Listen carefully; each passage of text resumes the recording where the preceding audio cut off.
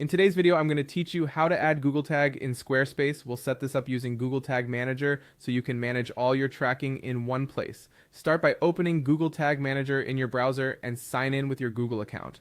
Once you're in the correct account and container for the site you want to track, look for the admin area. You'll find admin in the navigation, and inside that section, there's an option labeled Install Google Tag Manager.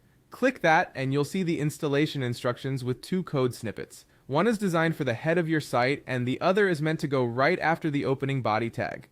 Highlight and copy both snippets. A quick tip: keep this tab open so you can come back if you need to copy again, and avoid editing anything in the snippets themselves. Next, open a new tab and head to Squarespace. If you're not already there, search for Squarespace, click Login, and sign into your account. From your dashboard, choose the website where you want to install the tag. Once you're in the site's settings area, find the search icon at the top or in the sidebar. Click it and type code. You should see an option called Code Injection. Select that to open the page where you can add custom code to your site.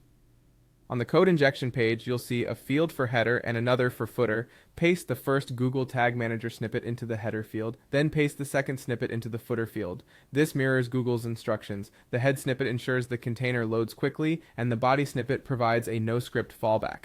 Be careful not to paste duplicate Tag Manager code if you've previously installed it, and avoid mixing multiple analytics scripts that do the same thing. If you use any third-party cookies or advertising tags inside Tag Manager, make sure your site's consent settings are configured to meet your regional requirements. After pasting both snippets, click Save. That's the change that makes the code live on your site. Give it a moment to update. As a quick best practice, open your website in a new browser window and load a couple of pages to ensure everything looks normal.